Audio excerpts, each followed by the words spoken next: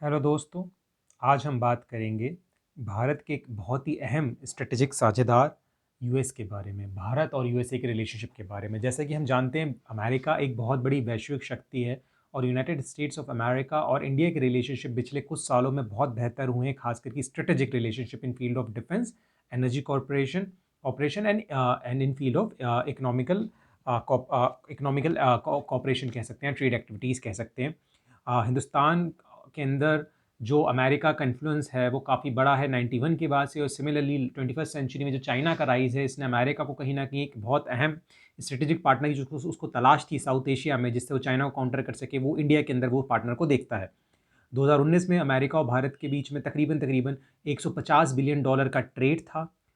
28 लाख से ज़्यादा का मजबूत डायस्पोरा, डायस्पोरा से मेरी मुराद है वो एनआरआईज और वो इंडियंस जो अमेरिका में रहते हैं, वो तकरीबन 28 लाख से ज़्यादा है और एक बड़ी स्ट्रॉन्ग डायस्पोरिक कम्युनिटी बनाते हैं और जो इंडिया अमेरिका रिलेशनशिप में एक अहम रोल प्ले करते हैं।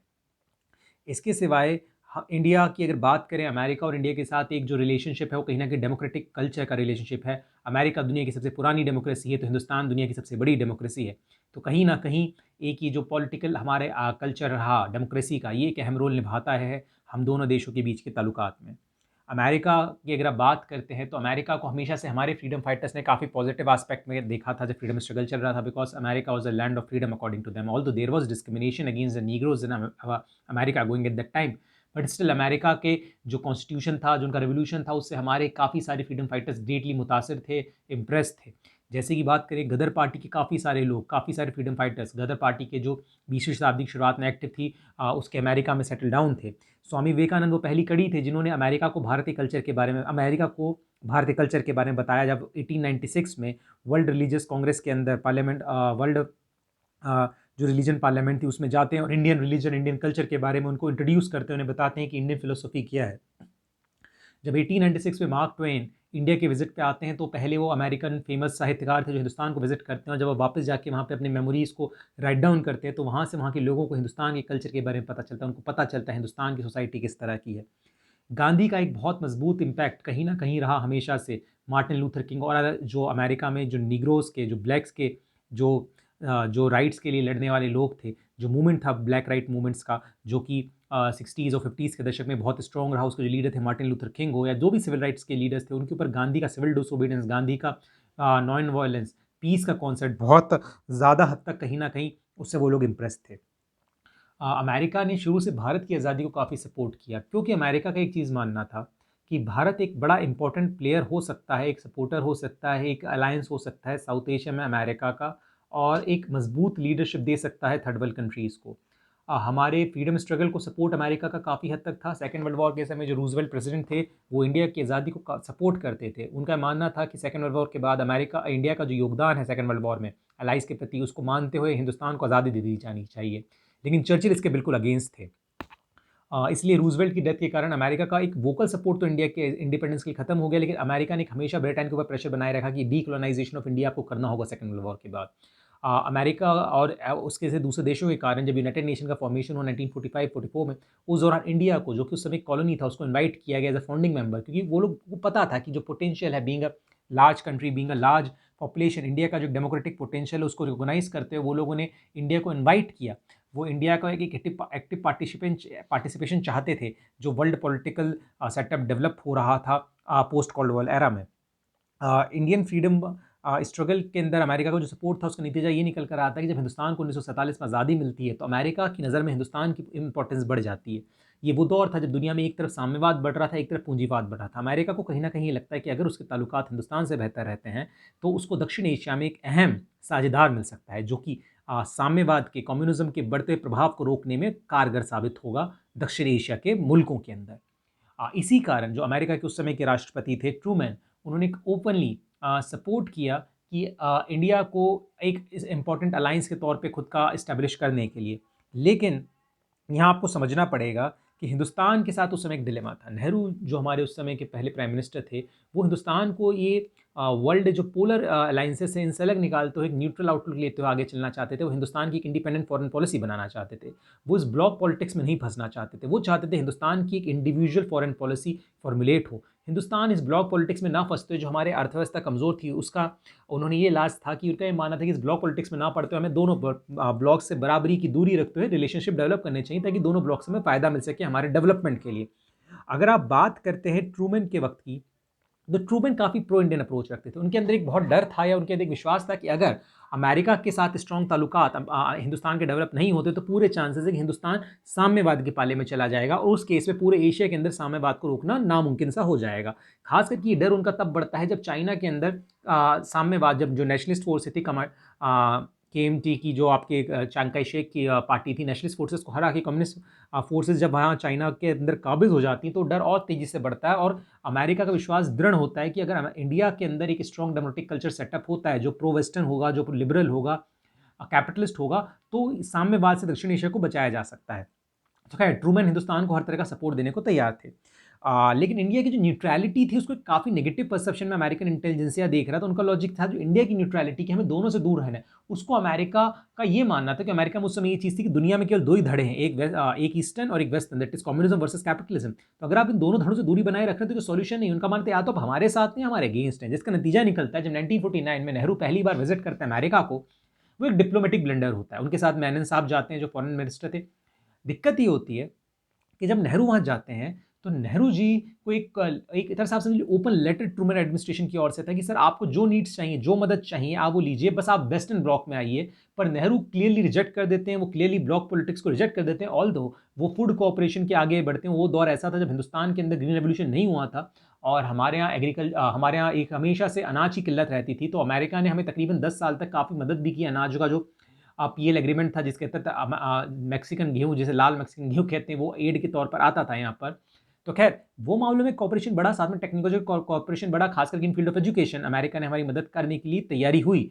लेकिन अमेरिका के अंदर कहीं ना कहीं एक सेंट ऑफ रिजर्वेंट भी जागा कि जो इंडिया है ये हमारे साथ आने को तैयार नहीं है।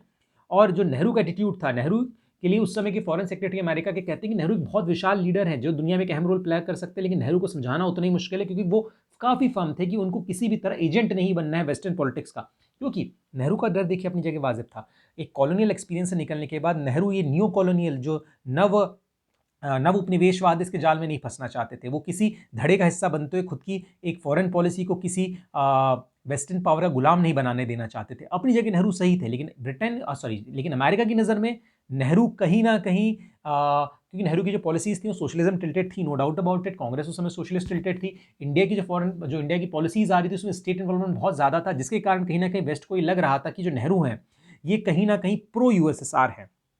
खैर इसके सिवा इंडिया ने जब कम्युनिस्ट चाइना को रिकोगनाइज़ किया अमेरिका के विल के अगेंस्ट, तो इससे एक थोड़ा ड्रिफ्ट और बढ़ा। लेकिन सबसे ज़्यादा इसके बावजूद भी 1947 से लेकर 59 के बीच अमेरिका ने हमारा जो फूड एड प्रोग्राम था वो जारी रखा। आइजनहावर के दौर की अगर बात करते हैं तो आइजनहावर का जो दौर है, जब अमेरिका के प्रेसिडेंट आइजनहावर इंडिया आते हैं, वो भी तैयार थे इंडिया को मदद करने के लिए। दौर है 1959-58 का, जब इंडिया और चाइना के बीच में कशीदगी रिश्तों में बढ़ रही थी। आइजनहावर का ये मानना था कि वो तैयार थे गारंटी देने को इंडियन सिक्योरिटी की, कि अगर चाइना उन पर अटैक करता है इंडिया के ऊपर तो अमेरिका गारंटी देगा कि वो उसकी रक्षा के लिए उतरेगा। लेकिन नेहरू अगेन उस चीज़ को साइन करने से मना कर देते, बिकॉज नेहरू का ये मानना था कि साउथ एशियन पॉलिटिक्स में वेस्टर्न पावर का जो इन्फ्लुएंस है वो कहीं ना कहीं न्यू कॉलोनियल और जो हेजेमनिक इंटेंशन है वेस्ट की, उसको ही पूरा करने में मदद देगा। इसके बाद जो कैनेडी एडमिनिस्ट्रेशन आता है 61-63 का, कैनेडी काफ़ी लिबरल थे। कैनेडी के दौर में अमेरिका में सिविल राइट मूवमेंट उरूज पे आती है। वो जो सिविल राइट का इशू था उसको काफ़ी सीरियसली लेते थे। तो कैनेडी के अंदर एक काफ़ी सॉफ्ट कॉर्नर था इंडिया का लिए। उनका मानना था इंडिया एक बहुत इंपॉर्टेंट अलाई है और एक बहुत इंपॉर्टेंट रोल प्ले कर सकता है, इसलिए अमेरिका की रिस्पॉन्सिबिलिटी बनती है कि उसको इंडिया की मदद करनी चाहिए चाइना के अगेंस्ट। और ये वो दौर था जब चाइनीज़ इनकर्जन इंडियन बॉर्डर्स में लगातार बढ़ रहा था, वॉर कहीं ना कहीं होती हुई दिख रही थी। ये वो दौर था जब 62 की वॉर हुई। उस समय कैनेडी ने हमारे वॉर एफर्ट्स को सपोर्ट किया। उसने हमें कैनेडी एडमिनिस्ट्रेशन ने हमें मिलिट्री एड दी, उसने हमें फाइनेंशियल एड दी, उसने हमें सर्विलांस में मदद करी। इसके सिवा यहाँ तक कैनेडी तैयार थे कि अगर इंडिया तैयार हो जाए वो न्यूक्लियर डिटरेंट को यूज़ करने के लिए, मतलब चाइना को न्यूक्लियर बॉम्ब की धमकी देने के लिए। बिकॉज उनका लॉजिक था इंडिया को बचाना, अगर साउथ एशिया को कम्युनिज्म में डूबने से बचाना है तो हिंदुस्तान को कम्युनिस्ट कैंप से बाहर रखना जरूरी होगा। इसलिए कैनेडी तैयार थे इंडिया को हर तरह की मदद करने के लिए 62 की वॉर में, काफ़ी हद तक उन्होंने करी भी। पर पोस्ट कैनेडियन जो दौर है उससे रिलेशनशिप खराब होने लगते हैं, बिकॉज पोस्ट कैनेडियन जो एरा है वो एरा जो जॉनसन का एरा है, वो जॉनसन के एरे में जो कोल्ड वॉर है, क्योंकि क्यूबन क्राइसिस, मिसाइल क्राइसिस हो चुका था, ये वो दौर है जहां से कोल्ड वॉर इंटेंस होना शुरू होता है। अमेरिका को साउथ एशिया में अपने अलाइज चाहिए थे, बिकॉज एशिया के अंदर यूएसएसआर का इन्फ्लुएंस और चाइना का इन्फ्लुएंस, वियतनाम कोरियन वॉर में हम देख चुके थे, वियतनाम में, नॉर्थ वियतनाम के अंदर जो इंसर्जेंसी था वो काफ़ी तेज़ी से बढ़ रहा था। तो अमेरिका के पास ऑप्शंस नहीं थे, वो इंडिया पे ज़्यादा वेट एंड वॉच वाली पॉलिसी नहीं अपना सकता था। जो अमेरिका ने इनिशियली इंडिया के लिए वेट किया वो उसके लिए प्रॉब्लमेटिक साबित हो रहा था। तो यहाँ उसे एक नया अलाई चाहिए, तो जो साउथ एशिया में उसको फुट होल्डर और जो विलिंगली अमेरिकन कैंप में जाए, वो अलाई उसको मिलता है पाकिस्तान के अंदर। पाकिस्तान के अंदर उस दौर में जो हुकूमत थी जनरल आयूब खान की, वो तैयार थी कि वो हर तरीके से पाकिस्तान को, अमेरिका को सपोर्ट करने को तैयार थी। और अगेन पाकिस्तान की जो जोग्राफिकल इक्वेशन थी वो कहीं ना कहीं ग्रेट गेम का हिस्सा बन रही थी, बिकॉज अफगानिस्तान उसे लगा और अफगानिस्तान के ऊपर यूएसएसआर आ चुका था। यूएसएसआर का जो बढ़ता हुआ इन्फ्लुएंस था साउथ एशिया में, उसको रोकने के लिए उसे पाकिस्तान एक अच्छा लाई के तौर पर मिला और पाकिस्तान ने विलिंगली अमेरिकन कैंप में जाने को मंजूरी दी। तो जॉनसन एरा से पाकिस्तान और अमेरिका की नज़दीकियां बहुत ज़्यादा बढ़ी, और यहाँ से इंडिया और अमेरिका के बीच के रिलेशनशिप में आप कह सकते हैं कि थोड़ी एक कोल्डनेस आने लगी। देखिए, फर्स्ट फेज वो जहाँ अमेरिका आपको अप्रोच कर रहा है कि please be the part of our alliance, but India was very firm about it कि हमें इसका हिस्सा नहीं बनना, because it will going to impact our national integrity and our national identity as such in field of foreign policy. But जो second phase है, इस phase के अंदर प्रॉब्लम ये आती है कि जो अमेरिका है ये आपसे दूर होकर पाकिस्तान की ओर जा रहा है, बिकॉज पाकिस्तान अमेरिकन कैंप को विलिंगली ज्वाइन करता है, वो सीटो का मेंबर बनता है, वो सेंटो का मेंबर बनता है, और ये वो अलायंसेस थे जो अमेरिकन हेजेमनी को एशिया के अंदर, साउथ एशिया में, साउथ ईस्ट एशिया में रीअफर्म कर रहे थे। इसके बाद जो निक्सन एरा आता है उसमें हालात और खराब होते हैं, बिकॉज जो निक्सन थे, निक्सन इंडिया को काफ़ी प्रॉब्लमेटिक, क्योंकि उस समय इंदिरा गांधी की लीडरशिप थी, वो इंडिया को काफ़ी प्रॉब्लमेटिक स्ट्रक्चर के तौर पे देखते थे। उनका ये मानना था कि इंडिया को अपने कैंप में लाना बड़ा मुश्किल है, और इंडिया के अंदर जो सोशलिस्ट टेंडेंसीज हैं, बिकॉज देखिए इंदिरा गांधी का एरा है, बैंकों का नेशनलाइजेशन हो चुका है, ये कहीं ना कहीं एक इम्पैक्ट, और state involvement in economic policy बहुत ज़्यादा था, तो कहीं ना कहीं ये एक सिग्नल देता था, एक इम्पैक्ट अमेरिका पर डाल रहा था बार बार कि देयर इज अ पॉसिबिलिटी कि India will formally join the Soviet camp. इसके सिवाय जो इंडिया के रिलेशनशिप थे सोवियत यूनियन के साथ, जो उस दौर में स्ट्रेंथन हुए, बिकॉज 70s आते आते चाइना और सोवियत यूनियन का प्रॉब्लम शुरू हो गया था, साइनो सोवियत स्प्लिट हो गया था। अब प्रॉब्लम ये था कि चाइना को कंटेन करने के लिए सोवियत यूनियन को कोई अलाई चाहिए था इस रीजन में, तो वो इंडिया को सपोर्ट करना शुरू करता है। जैसे ही साइनो सोवियत स्प्लिट होता है, सडनली अमेरिका चाइना की तरफ जाने लगता है, बिकॉज उसको लगता है कि सोवियत यूनियन को रोकने के लिए चाइना एक अच्छा अलाई हो सकता है। तो जैसे ही आप प्रो चाइनीज होंगे तो आपका इंडिया से रिलेशनशिप खराब होना ही होना है, क्योंकि 62 की लेगेसी चली आ रही थी, जिसके नतीजे में आप देखेंगे जो 70s का दौर है ये रोमांटिसिज्म का दौर है अमेरिका और चाइना के बीच में। हेनरी किसिंजर चाइना जा रहे हैं, पाकिस्तान की मदद से पिंग पोंग डिप्लोमेसी हो रही है, रिलेशनशिप सुधर रहा है चाइना और अमेरिका का। इसको कंटेन करने के लिए, इस ग्रोइंग अलायंस को कंटेन करने के लिए रशिया ओपनली इंडिया को सपोर्ट करता है। इसी बीच 1971 का वॉर होता है, जिसमें पाकिस्तान को खुला सपोर्ट अमेरिका का होता है। 7th फ्लीट इंटरप्राइजेस के अंदर में यूएसएस इंटरप्राइजेस, जिनका नेवल एयरक्राफ्ट कैरियर था न्यूक्लियर, उसको उतार दिया जाता है, और उसको रोकने के लिए इंडिया ने जो फ्रेंडशिप ट्रीटी 1971 की थी उसको इंडिया एक्टिवेट करता है, और रशिया अपनी न्यूक्लियर सबमरीन को बे ऑफ बंगाल में घुसा देता है, जिसके कारण अमेरिका का इन्वॉल्वमेंट इस वॉर में नहीं हो पाता, बांग्लादेश का जन्म होता है। और इसको कहीं ना कहीं निक्सन अपनी हार के तौर पर देखते हैं, और उनका एंटी इंडिया व्यू और ज़्यादा स्ट्रांग होता है। देखिए, निक्सन ओपनली पाकिस्तान को सपोर्ट कर रहे हैं, सबको दिख रहा है, और वही मैं कह रहा हूँ, जो चाइना के साथ रिलेशनशिप बेहतर करने के जो अमेरिका का जो एजेंडा था, वो कहीं ना कहीं इंडिया अमेरिकन रिलेशनशिप पे नेगेटिव इंपैक्ट डालता है। 74 में इंडिया न्यूक्लियर ब्लास्ट करता है, अपना फर्स्ट जो उसका पीसफुल न्यूक्लियर एक्सपेरिमेंट था स्माइलिंग बुद्धा के नाम से। इंडिया जो America led NPT, non proliferation treaties की, जो दुनिया के जो न्यूक्लियर रिकॉग्नाइज न्यूक्लियर पावर्स, उनके साथ कोई भी कंट्री न्यूक्लियर डिटरेंट या न्यूक्लियर पावर डेवलप नहीं करेगी, आर्म्स के लिए उसको साइन करने से मना कर देता है। मुरारजी देसाई का जो बीच में एक छोटा सा दौर है, इसमें मुरारजी देसाई ज़रूर अमेरिकन प्रो स्टैंड लेते हैं, वो सोवियत यूनियन से दूर जाते हैं, फ्री मार्केट और कैपिटलिज्म की ओर जाने की कोशिश करते हैं, लेकिन वो रिजीम ज़्यादा दिन टिकती नहीं, इंदिरा गांधी की रिजीम वापस आती है। इंडिया एनपीटी को साइन करने से मना कर देता है 1978 में, इसके सिवाय सीटीबीटी को साइन करने से मना कर देता है। तो इससे अमेरिका को लगता है कि जो इंडिया है वो उसकी हेजेमनी को, उसके व्यूज़ को अगेंस्ट जा रहा है, इसलिए रिलेशनशिप में और कोल्डनेस आती है। इसके सिवाय जो इंदिरा गांधी के सेकंड रिजीम से लेकिन सिचुएशन चेंज होना शुरू होती है, वो दौर है जब रशिया का कहीं ना कहीं डिक्लाइन होना शुरू हो रहा होता है, इंडिया का इकोनॉमिकल कंडीशन काफ़ी खराब होना शुरू होता है, और इंडिया को एक अलायंस चाहिए जो उसकी इकोनॉमिकल कंडीशन में मदद करे। तो ये सेकंड जो टर्म है इंदिरा गांधी का 80s के बाद का, इसके अंदर रिलेशनशिप में नॉर्मलाइजेशन की प्रोसेस शुरू होती है। इंडिया ऑल दो यूएसए का रोल अब जो अफगानिस्तान में था उसे अपोज करता है, और देखिए यही वो दौर था जब इंडिया और पाकिस्तान और यूएसए के रिलेशनशिप और स्ट्रांग होते हैं, बिकॉज जब 1978 के दरमियान सोवियत यूनियन अटैक करता है, अटैक क्या करता है, मिलिट्री इन्वेजन करता है अफगानिस्तान का।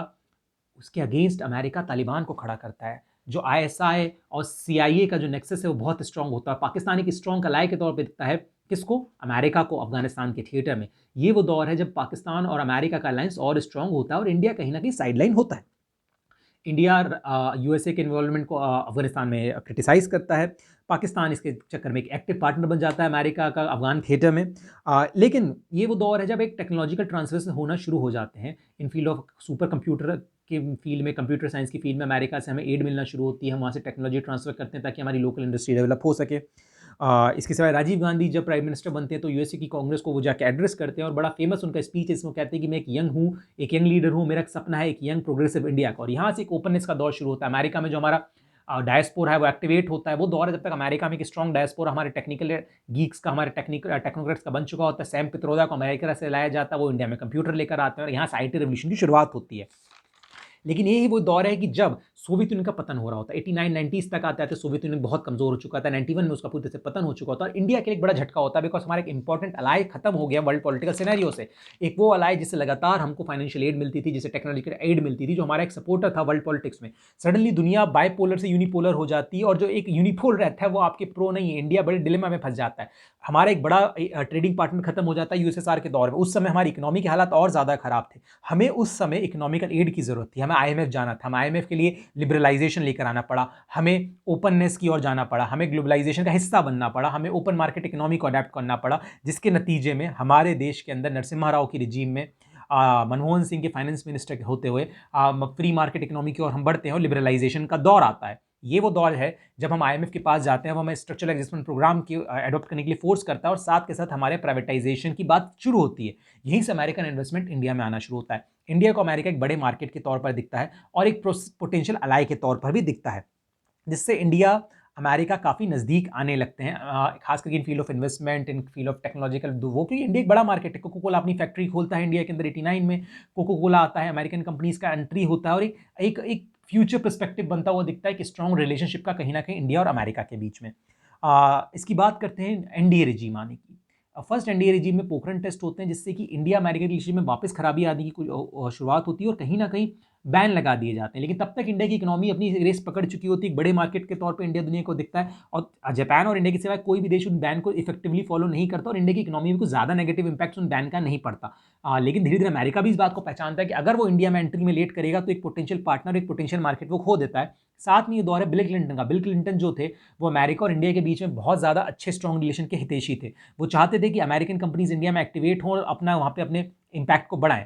इसके बाद जो रिजीम आती है और इसलिए उन्होंने धीरे से सैंक्शंस को ढीला किया। जो बुश रिजीम के आते थे पूरे से खत्म हो गया। बुश रिजीम में जो सबसे इंपॉर्टेंट चीज़ होती है वो है टेररिज्म का अटैक वर्ल्ड ट्रेड सेंटर पे जो अलकायदा करता है। अब नतीजा ये आता है कि अमेरिका पहली बार वॉर ऑन टेरर में घुसता है, अफगानिस्तान के अंदर घुसता है और उसे कहीं ना कहीं दिखता है उसने जो पाकिस्तान को सपोर्ट किया था वो प्रॉब्लमेटिक होता जा रहा है बिकॉज जो ग्रुप्स थे अलकायदा वगैरह, तालिबान वगैरह, जिनको अमेरिका ने खड़ा किया था, जिनकी पुष्पनस्ती की थी, आज कहीं ना कहीं पाकिस्तान की मदद से वही उसके लिए खतरा बन रहे थे।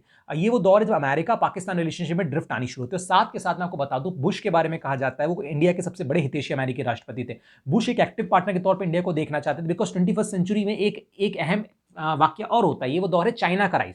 जिस तरह से रशिया को कंटेन करने के लिए एक समय चाइना का सपोर्ट अमेरिका ने किया, उसी तरह चाइना के बढ़ते प्रभाव को रोकने के लिए साउथ एशिया में अमेरिका को लगता है कि अगर वो इंडिया को सपोर्ट करेगा तो ज़्यादा बेहतर होगा। यहाँ से हम एक पॉजिटिव रिलेशनशिप की ओर बढ़ते हैं। इंडिया एक बूमिंग इकोनॉमी के तौर पर 21st सेंचुरी में इमर्ज करता है कहीं ना कहीं। साथ ही साथ इंडिया एक मार्केट है, इंडिया एक पोटेंशियल अलाय है जो चाइना के बढ़ते हुए प्रभाव को रोक सकता है। और यहाँ से हमारा जो एक नया रिलेशनशिप है जिसको हम कह सकते हैं बूमिंग रिलेशनशिप, यहाँ से पुश फैक्टर वाला रिलेशनशिप वाला जो फेज है वो शुरू होता है 21st सेंचुरी के अंदर। देखिए 21st सेंचुरी में इंडिया एक बड़े इंपॉर्टेंट पॉलिटिकल प्लेयर के तौर पे इमर्ज होता है और अमेरिका इसको बैलेंस ऑफ पावर के तौर पे यूज़ करना चाहता है फैक्टर के तौर पर साउथ एशिया रीजन में अमेरिका के चाइना के बढ़ते हुए प्रभाव को रोकने के लिए। 2001 में क्लिंटन का विजिट होता है। बुश एरा में टेररिज्म के कारण इंडिया अमेरिका नज़दीक आते हैं। वो इंडिया के इशूज़ को समझते हैं कि हाँ टेररिज्म वाकई में प्रॉब्लम थी, पाकिस्तान टेररिज्म का एक फैक्टर है दुनिया के अंदर और अमेरिका पाकिस्तानी रिलेशनशिप कमज़ोर होने लगती है।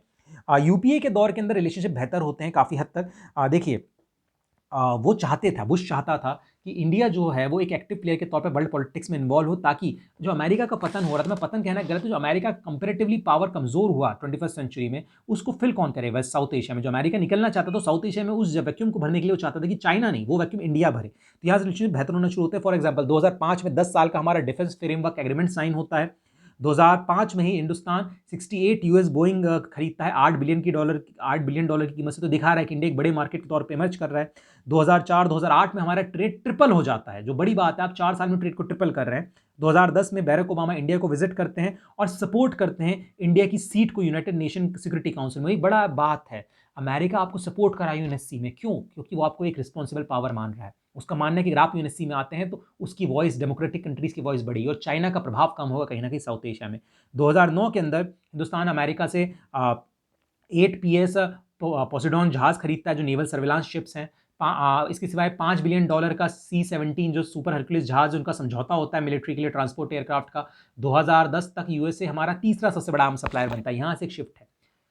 रशिया हमेशा से हमारा सबसे बड़ा आर्म सप्लायर है। नंबर 2 पे इजराइल, तीसरा अमेरिका। सडनली 2000 के बाद से अमेरिका का रोल इंडियन डिफेंस इंडस्ट्री में काफ़ी बढ़ता है। इसके पहले इंडिया का ज़्यादा कोई सप्लाई नहीं था अमेरिका से, क्योंकि पाकिस्तान को ज़्यादा सप्लाई अमेरिका करता था, इसलिए इंडिया हमेशा उन हथियारों को अवॉइड भी करता था। लेकिन 2010-2005 के बाद से इन्वॉल्वमेंट यूएस का बढ़ना शुरू होता है। मैं बात करूंगा सबसे आखिरी में एक इंपॉर्टेंट डील की, जो कि न्यूक्लियर डील है, लेकिन अभी फ्लो में चल रहा हूँ। इसके बारे में एक दिक्कत भी आती है। ओबामा ऑल्दो काफ़ी प्रो इंडियन थे, वो मनमोहन सिंह का काफ़ी रिस्पेक्ट करते थे। तब अमेरिका में 2008-2009 में सब प्राइम क्राइसिस आया, उसमें उन्होंने मनमोहन सिंह के व्यूज़ को काफ़ी सीरियसली सुना है, सब अपनी बुक में लिखते हैं। वो मानते हैं कि मनमोहन सिंह के पास कैपेबिलिटी थी इकोनॉमिकल इशूज़ पे एक स्टैंड लेने की। हाँ, ऑल्दो पॉलिटिकल इशूज़ को लेकर उनके व्यूज़ अलग थे, खैर। इसलिए आप देखिए यहाँ एक दिक्कत भी आती है। 2010 के दरमियान में पाकिस्तान के साथ अमेरिका वापस रिश्तों को नॉर्मलाइज करने की कोशिश करता है, जो बहुत खराब हो चुके थे मुशर्रफ और बुश के दौर में। मुशर्रफ के दौर में बुश एडमिनिस्ट्रेशन ने अमेरिका की पाकिस्तान की मदद खत्म कर दी थी, इकोनॉमिकल मदद काफ़ी कम कर दी थी, मिलिट्री काफ़ी कम कर दी थी। ये कहते हैं कि पाकिस्तान जो है वो तालिबान को सपोर्ट करता है, गुड तालिबान बैड तालिबान का जो कॉन्सेप्ट है उसके तहत चलते हुए। लेकिन ओबामा जो थे, उन्होंने काफ़ी समय बर्बाद किया इस चीज़ में कि पाकिस्तान के साथ रिलेशनशिप को नॉर्मलाइज करते हुए पाकिस्तान को मेन स्ट्रीम वर्ल्ड में लेकर आना चाहते थे। एनएसए एनके नारायण ने इसलिए ओबामा को क्रिटिसाइज भी किया था कि जो आप कश्मीर को लिंक कर रहे हैं अफगानिस्तान और पाकिस्तान के पीस से, गलत है। आप हमारे इंटरनल इश्यूज में टांग अड़ा रहे हैं और कोई फायदा नहीं है। पाकिस्तान को आप पीस की बात कर रहे हैं, बट वहाँ का जो सेटअप है वो और जा ही नहीं सकता। 2008 में जो मुंबई अटैक हुआ तो उसके कारण इंडिया का अप्रोच वैसे भी पाकिस्तान के लिए काफ़ी एंटी हो चुका था। इंडिया बातचीत के लिए तैयार नहीं था, बिकॉज इंडिया का मानना था कि जब तक टेररिज्म को सपोर्ट पाकिस्तान बंद नहीं करता, बातचीत का कोई फायदा नहीं है। तो ये थोड़ा प्रॉब्लमेटिक दौर भी था। इसी बीच 2010 में देवयानी खोरबोड़े का केस होता है। देवयानी खोरबोड़े हमारे यहाँ के जो काउंसलेट जनरल थी, उसके यहाँ एक काउंसिल थी। प्रॉब्लम ये आती है कि उनका कुछ इशू हो जाता है उनकी नौकरानी के साथ पेमेंट वगैरह को लेकर, जिसको लेकर उनको अरेस्ट कर लिया जाता है, उनका स्ट्रिप सर्च किया जाता है, जिसको लेकर बड़ा डिप्लोमेटिक क्राइसिस हो जाता है। इंडिया अमेरिकन डिप्लोमेट्स को मिलने वाली काफ़ी सारी फैसिलिटीज़ बंद कर देते हैं।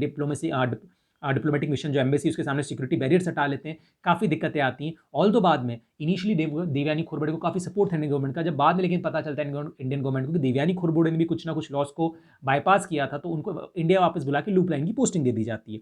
इस दौर के लिए अमेरिका के जो काफ़ी सारे कमेंटेटर्स हैं वो मानते हैं कि अननेसेसरी इंडिया के साथ रिलेशनशिप को ख़राब किया गया 2010 में अमेरिकन गवर्नमेंट के द्वारा। कोई ज़रूरत नहीं थी इतना प्रोएक्टिव रोल निभाने की इंडियन देवयानी खोरबोड़े के अगेंस्ट में। सो कॉल्ड अमेरिकन जो न्यूयॉर्क का जो लीगल डिपार्टमेंट था, अटॉर्नी डिपार्टमेंट था, उसको। खैर, इसके बाद रिलेशनशिप वापस नॉर्मलाइज होते हैं, बिकॉज ये छोटी मोटी चीज़ें। अमेरिका के लिए कोई एक इंडिया एक इंपॉर्टेंट अलाय था, आप उससे ज़्यादा दिन दूर रह नहीं सकते थे। इसकी बात अगर हम बात करते हैं, इसी बीच एक खास चीज़ होती है जो कि यूएस इंडिया न्यूक्लियर डील था। ये क्या डील था? 2006 में American Congress Hyde Act pass करती है, जिसके तहत तो India US civil nuclear agreement को अप्रूव करती है। वो एग्रीमेंट था जिसके तहत इंडिया के साथ एनर्जी पर्पसेस के लिए, पीसफुल पर्पसेस के लिए न्यूक्लियर कॉपरेशन को अमेरिकन कांग्रेस से ज़्यादा देती। गौर कीजिए, इंडिया ने ना सीटीबीटी साइन किया ना एनपीटी साइन किया, उसके बावजूद अमेरिका इंडिया को न्यूक्लियर जो न्यूक्लियर इक्विपमेंट्स हैं, नॉट आर्मी वाले, एनर्जी के सेंस में रिएक्टर्स हैं, जो फ्यूल है सप्लाई करने के लिए परमिशन देती है। एनएसए परमिशन देती है, न्यूक्लियर सप्लाई ग्रुप एनर्जी। ये बड़ी बात है, क्योंकि जनरली इंडिया और ऐसी कंट्री जो सीपीटी एनपीटी को साइन नहीं करती, उनको रिस्पॉन्सिबल पावर नहीं समझा जाता न्यूक्लियर, और उनका हमेशा से बॉयकॉट होता रहा है। लेकिन इंडिया को समझा गया, क्योंकि इंडिया के बढ़ते हुए रोल को अमेरिका सपोर्ट कर रहा था। 2008 में India US civil nuclear agreement sign होता है इंडियन असेंबली में, इंडियन पार्लियामेंट के अंदर 123 एग्रीमेंट जिसको कहा गया। 2010 में न्यूक्लियर लाइबिलिटी एक्ट क्या है? न्यूक्लियर लाइबिलिटी एक्ट वो एक्ट है जिसके तहत अगर किसी न्यूक्लियर प्लांट में कोई ब्लास्ट होता है या कोई लीकेजेस होता है जिसके कारण जो नुकसान होगा उसकी अपर कैप मुआवजे की सेट कर दी गई है 1500 करोड़। इसको लेके काफ़ी ज़्यादा विवादास्पद भी है कि बहुत छोटी रकम है, लेकिन न्यूक्लियर लाइबिलिटी एक्ट के बाद ये जो अमेरिका चाहता था ऐसा लाइबिलिटी एक्ट है जिसके नतीजे में ये एक्ट सक्सेसफुल हुआ और आज अमेरिका इंडिया के अंदर कई सारे न्यूक्लियर रिएक्टर्स का निर्माण कर रहा है क्योंकि इंडिया एक पोटेंशियल मार्केट के तौर पर उसको दिखता है। तो ये वो दौर ये और यही दौर हुकूमत में अमेरिका इंडिया को फोर्स करता है कि हम फोर्स क्या करता है, मोटिवेट करता है कि हम क्वाड के पार्ट बने ताकि हम पैसिफिक ओशन में अपना रोल बढ़ा सकें, हम इंडियन ओशन में अपना रोल बढ़ाएं। अमेरिका हमसे उम्मीद करता है कि हम किसी देर का भी चाइना को कंटेन करें इस इलाके में। मोदी का दौर यानी यूपी एनडीए। देखिए 2014 के बाद जब मोदी आते हैं तो रिलेशनशिप बड़े अलग तरीके होते हैं। बस ओबामा रिजीम ने ही मोदी के वीज़े को बैन कर रखा था। अब सडनली मोदी प्राइम मिनिस्टर बन जाते हैं, लेकिन समझिए वो गुजरात के सीएम नहीं है, वो देश के प्राइम मिनिस्टर हैं, इसलिए अमेरिका को झक मार के बात करनी पड़ती है। Sorry I am word using word झक, लेकिन ये रियलिटी है बिकॉज दुनिया में भाई इंडिया मार्केट है, दुनिया के हर देश को इंडिया के साथ रिलेशनशिप मजबूत करनी हो। अगर आप मोदी से मुंह फेर लेंगे तो ऐसा नहीं चल सकता ना। हिंदुस्तान तो बाजार है और बाजार के अंदर कोई मॉरलिटी नहीं होती।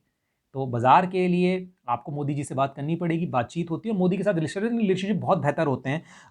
यही वो कंट्री है जो कभी मोदी को आने से रोकती थी, वो मोदी को सडनली अपने एक इंपॉर्टेंट पार्टनर के तौर पे दिखती है बिकॉज चाइना के साथ राइज होता है। 2012-2014 के बाद चाइना का असर्टिव एक पॉलिटिक्स आता है और चाइना कहीं ना कहीं अमेरिका के लिए सरदर्द बन जाता है और उसको कंटेन करने के लिए उसको इंडिया का सपोर्ट चाहिए ही चाहिए था। इस कारण और साथ के साथ जो एक असर्टिव अमेरिकन डायस्पोरा, देखिए आज कई सारे इंडियन, कमला हैरिस उसका जीता जाता एग्जाम्पल, अमेरिकन पॉलिटिक्स में, अमेरिकन इकोनॉमी में, अमेरिकन सोसाइटी में बहुत इंपॉर्टेंट रोल प्ले कर रही हैं। यहाँ जानना जरूरी है कि अमेरिका में जो यूएसए में जो इंडियन फैमिलीज उनकी मीडियन इनकम $1,00,000 पर ईयर है, जबकि अमेरिकन जो फैमिलीज हैं उनकी जो मीडियन इनकम है वो केवल $65,000 है। तो दिखाती है कि इंडियंस जो है एक मॉडल माइनॉरिटी और काफ़ी हद तक एक प्रॉस्परस कम्युनिटी भी है।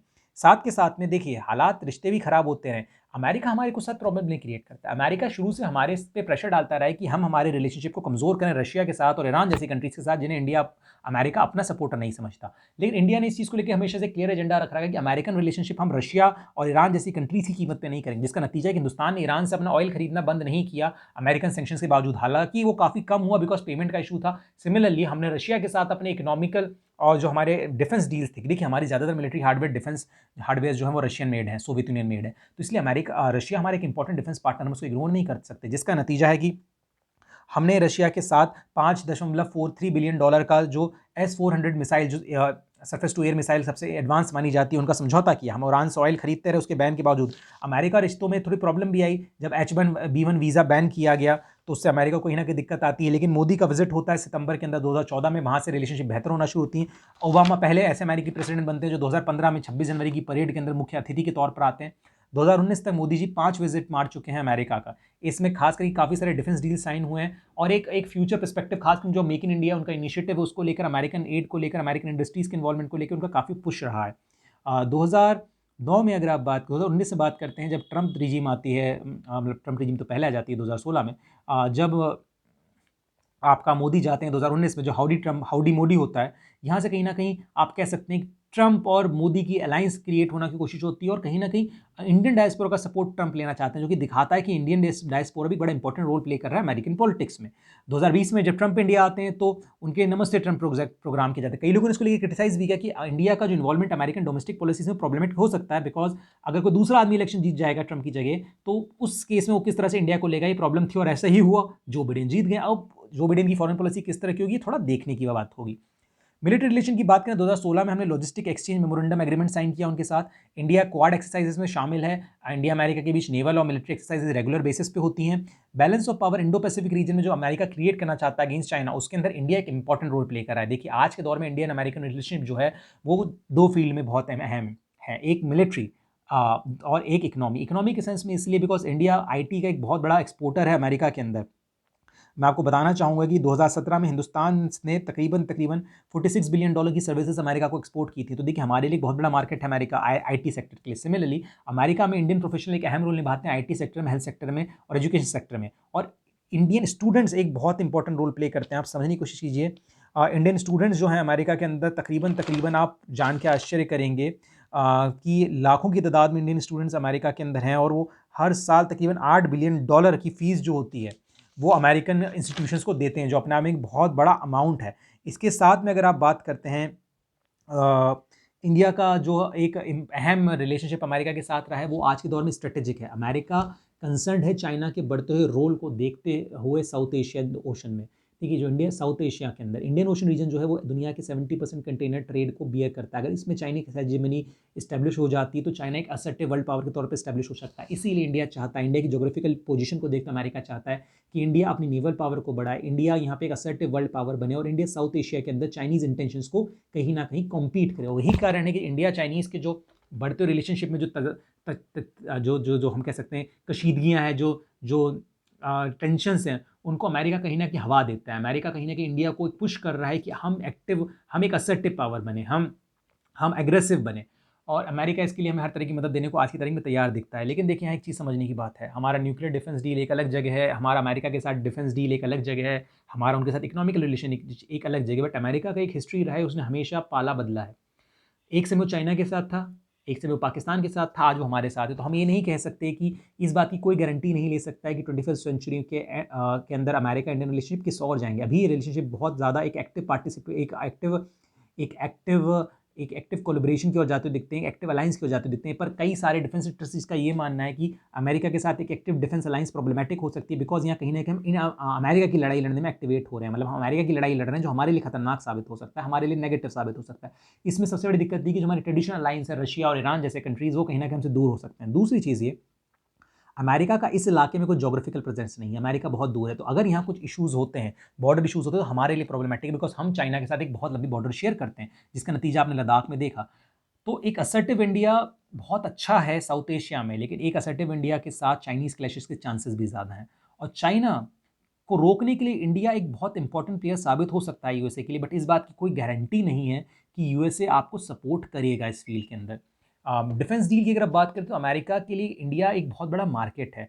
ओबामा ने कहा था जब इंडिया के साथ उनकी डिफेंस डील थी कि इसके थ्रू 1 लाख से 5 लाख नौकरी अमेरिका लेके जा रहे हैं, तो वो एक मार्केट के तौर पे देख रहे हैं। अलायंस अपनी जगह है, पार्टनर अपनी जगह है, बट देखिए America is a capitalist country जो हमेशा से, आप देखिए एक समय मोदी को वीज़ा नहीं देता था, बट आज मोदी उनके एक एक्टिव पार्टनर है। क्यों? बिकॉज इंडिया जो है वो एक बहुत एक्टिव, एक बढ़ती हुई इकोनॉमी है, अमेरिका के लिए एक मार्केट है, और मार्केट उनके लिए पैरामाउंट होता है। लेकिन अमेरिका की एक हिस्ट्री रही है जिसके तहत उसने अपने अलायंसेस को हमेशा धोखा दिया है। वक्त आने पर धोखा से मतलब जहां उसके इंटरेस्ट जब तक साथ होते हैं तब तक अमेरिका साथ होता है, फिर अमेरिका हट जाता है। तो यहाँ एक बड़ा सवाल उठता है, क्या इंडिया को चाइना के थिएटर में अमेरिका की वॉर लड़नी चाहिए?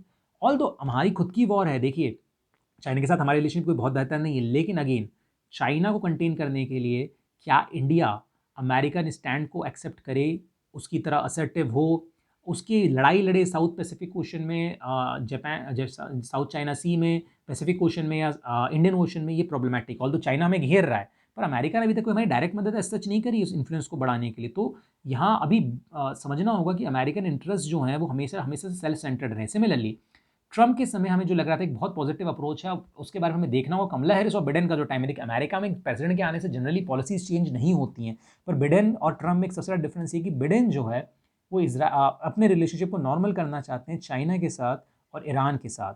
अगर ईरान के साथ नॉर्मल होते हैं तो इंडिया ईरान रिलेशनशिप के लिए बहुत बेहतर है, बट अगर चाइना के साथ नॉर्मल होते हैं तो इंडिया की जो पूरी कवायद है उस पर एक सवाल उठेगा। जिस तरह से 70s में चाइना के साथ रिलेशन नॉर्मल करने के लिए अमेरिका ने इंडिया को इग्नोर किया, क्या इंडिया को आगे भी ऐसे इग्नोर किया जा सकता है? अमेरिका का इंटरेस्ट इंडिया में क्या है? उसको मार्केट चाहिए, उसको फुट शेयर चाहिए डिफेंस डील्स में, उसे फुटिंग चाहिए हमारी इकोनॉमी में। तो यहाँ समझना हो कि अमेरिका एक कैपिटलिस्ट सोसाइटी है, उसका अल्टीमेट एम जो है वो अपना इन्फ्लुएंस बढ़ाना है इंडिया के ऊपर। तो इंडियन अमेरिकन रिलेशनशिप में हमें बड़ा एक बैलेंस्ड अप्रोच अपनाने की ज़रूरत है, अपने इंटरेस्ट को सेफगार्ड करते हुए, अपने लिए टेक्नोलॉजिकल एडवांसमेंट को आगे बढ़ाते हुए, आर्मी की मिलिट्री के सेक्टर में अपने नीड्स को पूरा करते हुए इंडिया को ये भी इंश्योर करना हो कि अमेरिका कहीं ना कहीं हमारे ऊपर एक हेजेमनी स्टैब्लिश ना कर ले, या हमारी डोमेस्टिक पॉलिटिक्स में, हमारी डोमेस्टिक स्ट्रेटेजी फॉर्मुलेशन में टांग ना अड़ाए, जो अभी तक होता हुआ दिख नहीं रहा है, लेकिन किसी को पता भी नहीं है क्या होगा। हमारी जो करंट रिजीम है काफ़ी प्रोएक्टिव रिलेशनशिप को सपोर्ट करती हुई दिखती है अमेरिका के साथ, लेकिन इससे कुछ नेगेटिव इंपैक्ट हमारे पुराने अलायंसेस के साथ भी देखने को मिलते हैं। जैसे कि आज की तारीख में चाइना के साथ ईरान ने बातचीत शुरू कर दी है, वो ओबीआर का इनिशिएटिव का पार्ट बनना चाहता है। रशिया और पाकिस्तान ने पहली बार मिलिट्री एक्सरसाइजेज आज से 2 साल पहले की थी, फिर इस साल करी है, जो कि दिखाता है कि चाइना और पाकिस्तान और रशिया के बीच में रिलेशनशिप कहीं ना कहीं नॉर्मलाइजेशन की ओर जा रहे हैं। यहाँ समझना होगा रशिया हमारा आज भी सबसे बड़ा डिफेंस सप्लायर है। अगर कल को वो पाकिस्तान को भी जो डिफेंस इक्विपमेंट्स बेचना शुरू कर देगा, तो जो एज थी हमारे ऊपर पाकिस्तान के ऊपर वो खत्म हो जाएगी। तो हमें एक बैलेंस रिलेशनशिप के ऊपर बढ़ना चाहिए, जिससे कि हमारे रिलेशनशिप तो बेहतर हो, बट हमारे ट्रेडिशनल लाइफ से हम दूर ना हो। उम्मीद करता हूँ ये वीडियो आपको अच्छी लगेगी। इसे प्लीज़ लाइक, शेयर और सब्सक्राइब जरूर करें। थैंक्स।